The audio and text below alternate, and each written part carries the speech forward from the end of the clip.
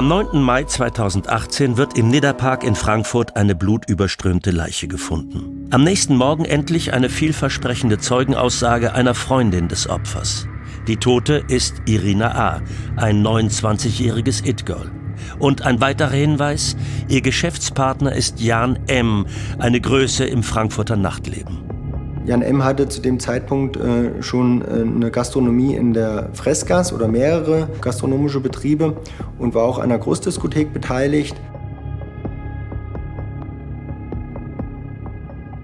Meiner Einschätzung nach er ist jemand gewesen, der sehr gern im Licht der Öffentlichkeit gestanden hat, der sich sehr gerne auch präsentiert hat.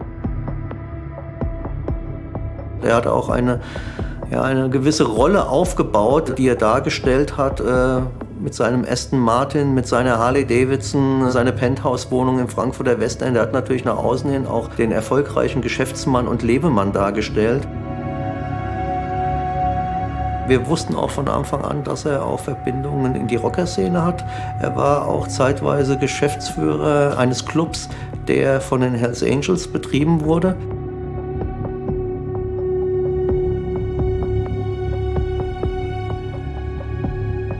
Es hat mal eine Schießerei gegeben vor einem Club im Frankfurter Bahnhofsviertel. Da haben Hells Angels aufeinander geschossen und da ging es um den Kampf an der Tür. Und da habe ich nachgeschaut, wem gehört der Club, wer ist da eigentlich dran beteiligt. Und da habe ich das allererste Mal von Jan M. gehört. Von diesem Moment an habe ich ihn auch beobachtet. Der Fall liegt 4 Jahre vor dem Mord im Nidda-Park. In der Nacht des 2. Juli 2014 gibt es eine Schießerei in einer Bar, die Jan M. damals betreibt.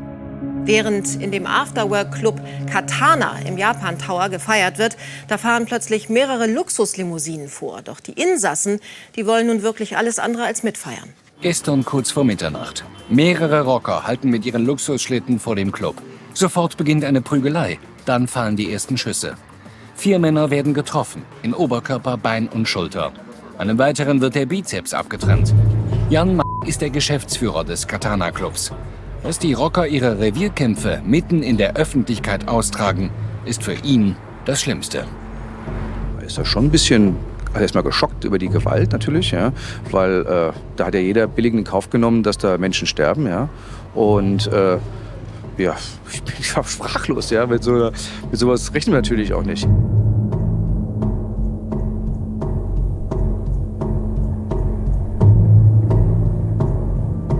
Wir haben das natürlich erstmal in Zusammenarbeit mit dem zuständigen Kommissariat für organisierte Kriminalität überprüft, ob es dort möglicherweise irgendwelche Verbindungen und Zusammenhänge geben könnte.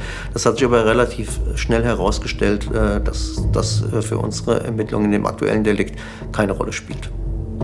Und trotzdem, ein It-Girl als Opfer, ein stadtbekannter Szenewirt im Umfeld.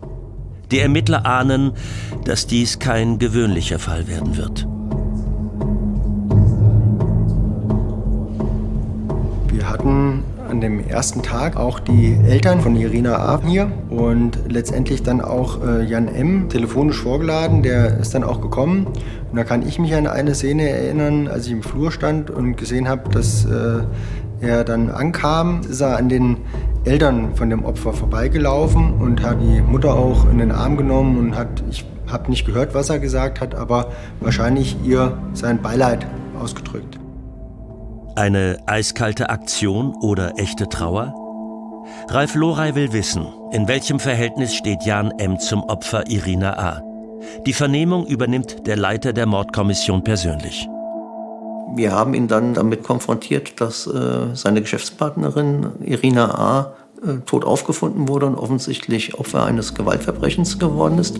Also für einen, wie er selbst sagte, sehr, sehr engen Freund der Getöteten war mir sein Verhalten recht emotionslos. Er hat sehr nüchtern geschildert, wie das Verhältnis zwischen ihm und der Getöteten war, hat auch seinen Tagesablauf geschildert, aber wirklich Emotionen hat er keine gezeigt. Wir haben ihn dann natürlich auch schon gefragt, wann er das letzte Mal mit ihr Kontakt hatte. Er hat gesagt, dass er sie nachmittags am 8.5. letztmalig gesehen habe und abends keinen Kontakt gehabt hätte. Und entgegen den Angaben der Zeugen wäre auch kein Treffen zwischen ihm und ihr für diesen Abend geplant gewesen. Die Vernehmung ging insgesamt knapp 3 Stunden und er hat sehr umfangreich erzählt. Also auch sehr, sehr weitschweifig teilweise erzählt.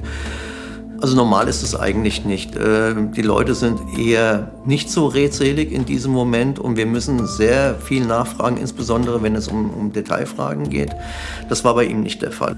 Ich glaube, die erste knappe Stunde hat er nur, ohne dass wir eine Nachfrage stellen konnten, von sich aus erzählt über sein Verhältnis zu Irina A. und über seinen Tagesablauf am 8.5. Die spannende Frage.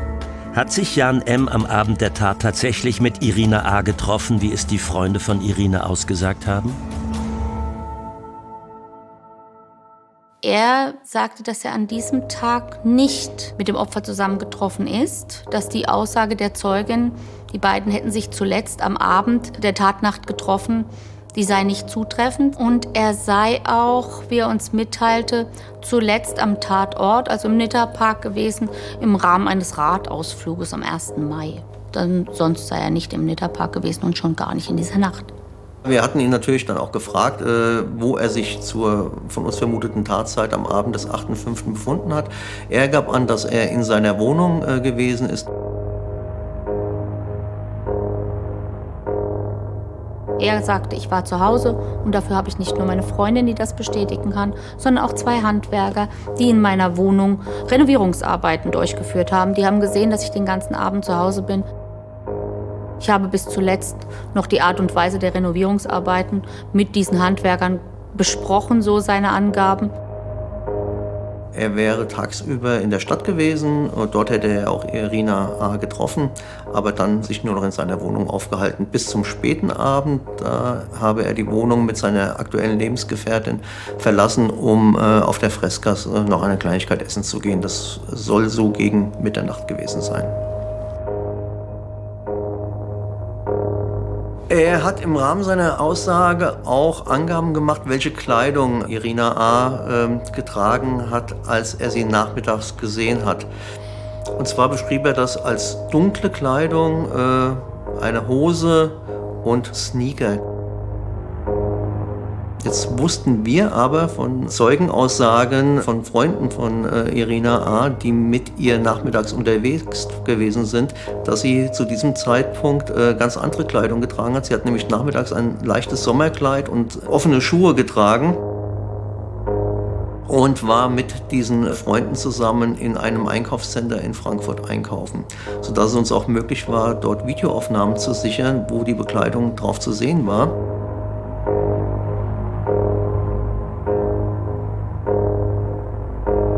Und es war tatsächlich so, dass sie nachmittags, zu dem Zeitpunkt, als Jan M. sie angeblich getroffen haben wollte, ein Sommerkleid getragen hat. Er aber in seiner Vernehmung genau die Kleidung geschildert hat, in der sie morgens tot aufgefunden wurde.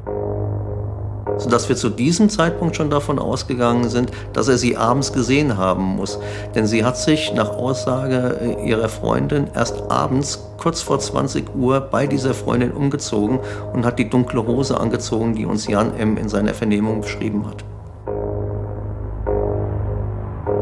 Dass er in irgendeiner Form was mit der Tat zu tun hat oder bei der Tat anwesend war, den Eindruck hatte ich auf jeden Fall schon zu diesem Zeitpunkt. Aber wir hatten noch keine konkreten Beweise dafür. Jan M. gibt den Beamten freiwillig eine DNA-Probe. Dann darf er gehen. Die Ermittler machen sich sofort an die Arbeit. War Jan M. wirklich den ganzen Abend in seiner Wohnung im noblen Frankfurter Westend? Natürlich haben wir sein Alibi überprüft. Wir haben seine Freundin vernommen, wir haben die Handwerker vernommen. Wir haben die Bedienung in dem Restaurant vernommen, in dem man nachts um 1 auf der Freskas essen war. Und alle haben uns mehr oder minder das bestätigt, was er gesagt hat. Und seine Freundin hat uns bestätigt, dass sie mit ihm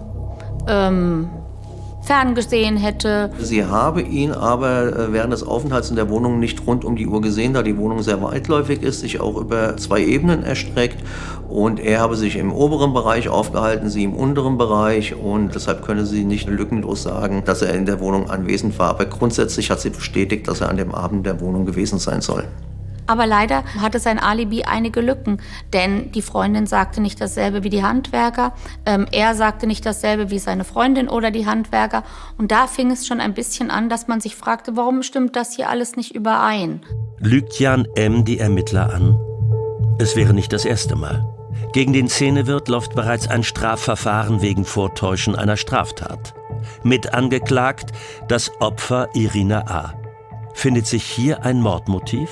Es gibt ein Verfahren, in dem beide angeklagt waren wegen Ereignissen in einer Silvesternacht in der Bar First Inn. Die Bar, die man gemeinsam zu gleichen Teilen betrieben hat. Und die Hauptverhandlung in diesem Verfahren sollte ungefähr 1 Monat nach der Tat beginnen. Sodass wir natürlich gedacht haben, möglicherweise soll hier irgendwas vertuscht werden, soll es verhindert werden, dass das Opfer bei dieser Hauptverhandlung aussagt.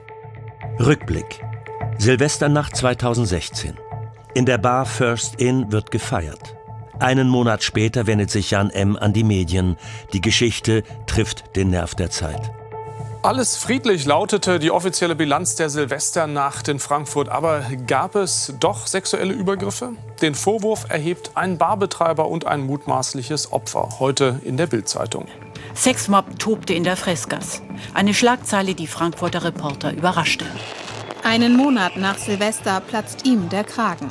Club- und Barbetreiber Jan will endlich darüber sprechen, was in der Nacht in seiner Bar, dem First Inn und auch in anderen Lokalitäten in der Frankfurter Innenstadt geschehen sein soll. 50 bis 70 arabisch anmutende Männer sollen dort massiv Frauen bedrängt und Gäste belästigt haben. Die sind hier reingeströmt, haben sich an die Tische gesetzt, einfach mitgetrunken an den Tischen, ja, die Getränke, die da standen, haben sich einfach selbst bedient. Die haben dann die Jacken angezogen von den Gästen, sind mit den Jacken rausmarschiert, haben die Mädels an den Hintern gepackt, an den Busen gepackt. Selbst die Polizei gerufen hat er aber nicht. Das hätten Gäste getan. Doch bei der Polizei sind gar keine Notrufe und auch keine Anzeigen betroffener Frauen eingegangen, sagt sie. Die betroffenen Frauen wollen nicht mit uns sprechen, aber Jan... Grundsätzlich wollte ich das eigentlich nicht, weil es ist erstmal die Freßgasse nicht gut und auch für meinen Laden nicht gut, wenn man quasi so einen Offenbarungseid abgibt, ich habe meinen Laden nicht im Griff und hier passiert den Gästen was. Das kann eigentlich nicht sein. Bild schreibt Anfang Februar, 900 größtenteils betrunkene Flüchtlinge seien nach Frankfurt gekommen, hätten randaliert, Frauen massiv sexuell belästigt.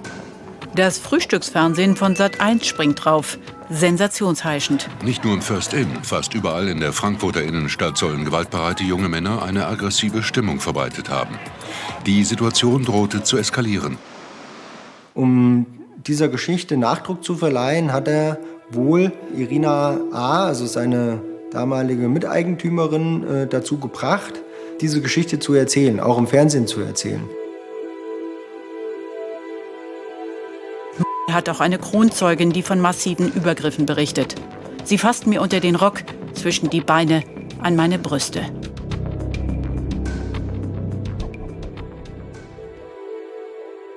Mein erster Gedanke war, und ich habe es auch sofort gesagt, intern in allen Redaktionen, Vorsicht, da spielt Jan M. eine Rolle. Vorsicht bei diesem Mann. Da müssen wir erst mal genauer hingucken. Man darf eins nicht vergessen.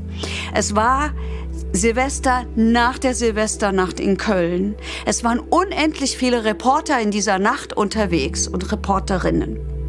Die hätten das doch mitbekommen. Es war auf der Freßgasse.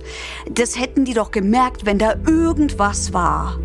So, und das kombiniert mit der Person Jan M. hat mich sehr stutzig gemacht und hat mich diese Geschichte nicht wirklich glauben lassen. Jedenfalls habe ich das Gefühl gehabt, das kann so nicht stimmen.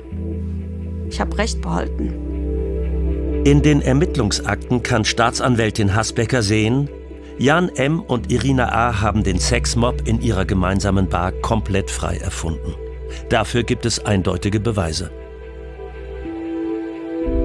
Da kam eben raus, Silvester war sie nicht in Frankfurt, sie war auch nicht auf der Freßgasse und sie war schon gar nicht im First Inn.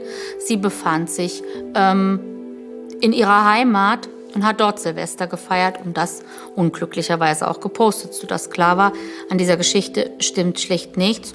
Die Polizei ermittelte gegen den Gastronomen. Auch eine Zeugin sei frei erfunden und habe gelogen, heißt es.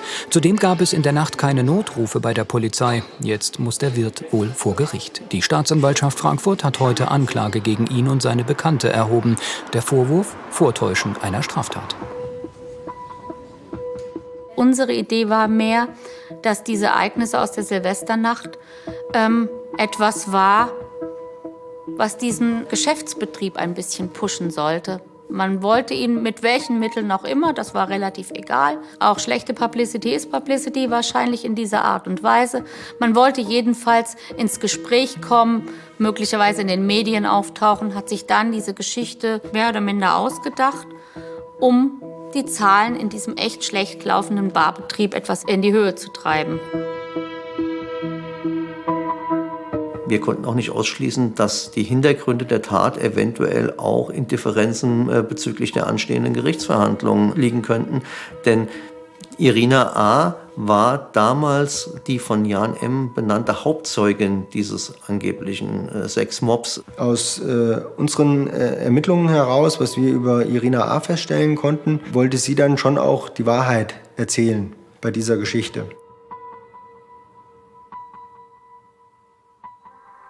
Hat Jan M. Irina A. getötet, damit sie nicht vor Gericht gegen ihn aussagt?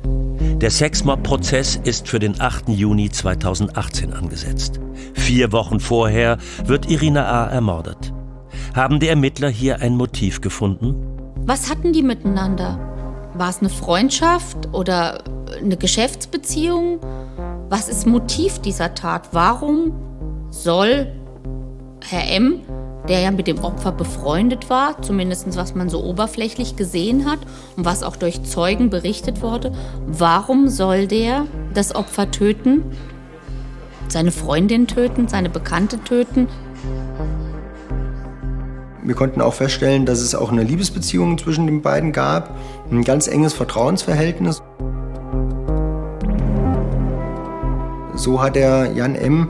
sie 2016 dann auch letztendlich dazu gebracht, in eine seiner Gesellschaften einzusteigen finanziell. Sie hatte selber das Geld nicht. Der Vater hat ihr das Geld für diese Beteiligung zur Verfügung gestellt. Unsere Ermittler haben beleuchtet sowohl den finanziellen geschäftlichen Hintergrund von Herrn M. als auch den finanziellen Hintergrund der Getöteten. Und da kam man auch über den Fund von verschiedenen Verträgen dazu, dass es offensichtlich eine Geschäftsbeziehung gab zwischen Herrn M. und der später Getöteten. Da hat sie eine Summe von knapp 200.000 € in das First Inn investiert. Und diese Bar hat aber auch schon zu diesem Zeitpunkt relativ wenig Gewinn abgeworfen. Anfang 2017 hat er dann im Grunde hinter ihrem Rücken angefangen, den gemeinsamen Gastronomiebetrieb in der Freskas zu verkaufen, hat sie aber nicht daran beteiligt. Und letztendlich war es so, dass sie davon erst erfahren hat, als sie in der Lokalität saß, mit einer Freundin zusammen und der neue Eigentümer im Grunde ihr ein Sektglas auf den Tisch gestellt hat und alle Kunden, die da waren, an seiner Freude teilhaben lassen wollte, dass er jetzt der neue Eigentümer ist. Und das war für sie ein totaler Schockmoment und da war eben klar, dass er sie im Grunde hintergangen hatte.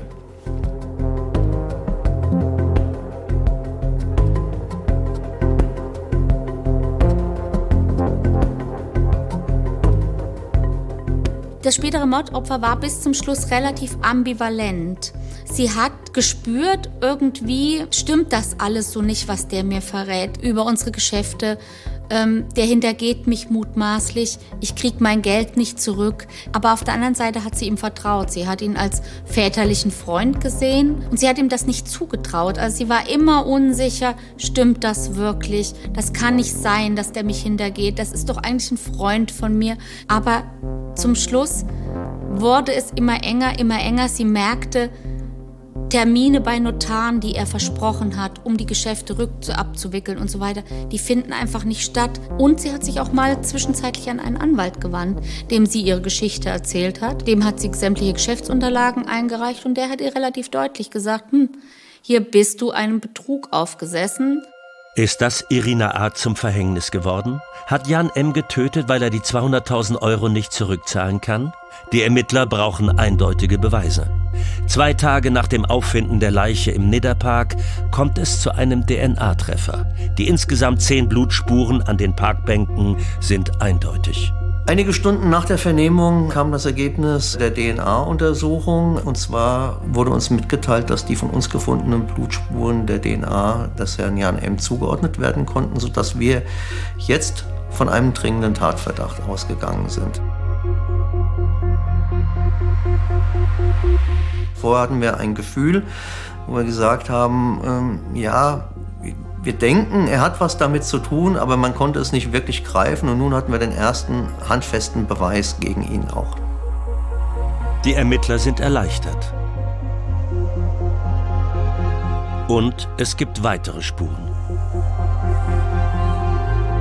Wir hatten am Fußgelenk der Toten eine augenscheinliche Griffspur gesehen, die teilweise auf der Haut, teilweise auf der Socke blutig zu erkennen war, sodass wir davon ausgegangen sind, dass der Täter beim Ziehen des Opfers ins Gras diese Spur hinterlassen hat.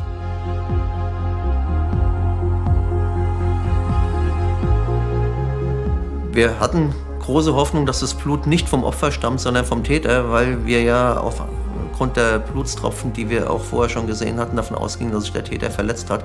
Und diese Hoffnung hat sich auch bestätigt, denn wenige Tage später kam auch das Untersuchungsergebnis dieser Griffspur und da konnte ebenfalls die DNA von Jan M. festgestellt werden. Die DNA hatte er freiwillig abgegeben, wohl nicht wissend, dass er DNA am Tatort hinterlassen hat. Und dann war klar, es ist sein Blut am Tatort. Möglicherweise ist er eben doch nicht der besorgte väterliche Freund, sondern ein Tatverdächtiger. Die DNA-Ergebnisse sind eindeutig. Jan M. war am Tatort im Nidda-Park. Wird er die Tat jetzt gestehen oder hat er eine andere Erklärung? Die Ermittler wollen Jan M. möglichst schnell erneut vernehmen. Wir haben dann versucht, ihn nochmal zu erreichen, konnten ihn aber telefonisch nicht erreichen, sodass wir dann die uns bekannten Anlaufadressen von ihm angefahren haben und ihn dann auch auf der Fressgasse in einer Gaststätte ausfindig machen konnten und ihn gebeten haben, uns dann nochmal hier ins Polizeipräsidium zu begleiten zu einer weiteren Vernehmung. Dem ist er auch gefolgt und in dieser Vernehmung hat er aber darum gebeten, dass ein Anwalt zugegen ist. Der Kollege Seil und ich, wir hatten ja die erste Vernehmung durchgeführt und wir haben uns natürlich dann im Vorfeld der zweiten Vernehmung abgesprochen, dass wir die ebenfalls wieder durchführen, weil wir auch das Gefühl hatten, dass wir einen ganz guten persönlichen Zugang zu Jan M. hatten. Und er war eigentlich genauso entspannt wie bei der ersten Vernehmung auch. Er hatte ja auch einen sehr lockeren und entspannten Eindruck gemacht. Und er wusste zu dem Zeitpunkt ja auch noch nicht, dass wir Spuren von ihm gefunden haben.